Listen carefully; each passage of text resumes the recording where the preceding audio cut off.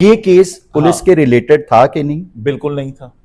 अच्छा। अगर आपने किसी डॉक्टर से इलाज कराया और आप डॉक्टर ने कहा कि ये 7 दिन दवाई खा लें और आपको आराम आ जाएगा, वो हो सकता है किसी और वजह से वो आपको आराम नहीं आया, वो 3 हफ्ते लग गए, तो क्या आप डॉक्टर से जाके कह सकते हैं कि मेरी फीस वापस कर? फिर आपने वकील के साथ ज्यादती की? ठीक, मैंने जब वकील साहब को ये सारी बात बताई, वकील साहब का मौकफ सुना, तो वकील साहब भी ज्यादती पे नहीं थे।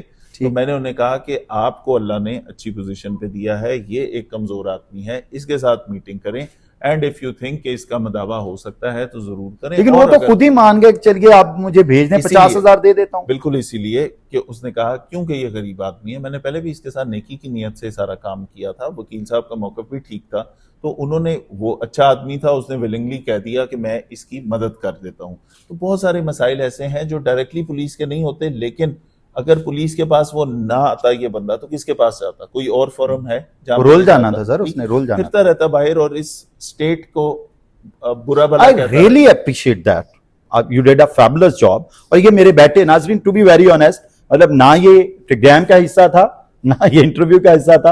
अभी शो शुरू करने से पहले ये सारी कहानी हुई और मैंने आपके सामने एज इट इज, मुझे तो वो वकील पे तरस आ रहा था, शायद आपसे डर के कह रहा था आप भेजने में 50,000 रुपए दे देता हूं। बिल्कुल डर के नहीं कह रहा था, अच्छा आदमी था, इसीलिए मैंने उसकी बात स्पीकर पे उस कंप्लेनेंट के सामने कर दी। उसे भी बताया कि ये क्योंकि डिस्ट्रेस में है, जो कंप्लेनेंट आया था उसका देखें, बुजुर्ग आदमी था, कांप रहा था, बुजुर्ग आदमी था, उसके बेटे या बेटी की शायद डेथ हो गई थी किसी अताई डॉक्टर के हाथ गलत इलाज होने की वजह से।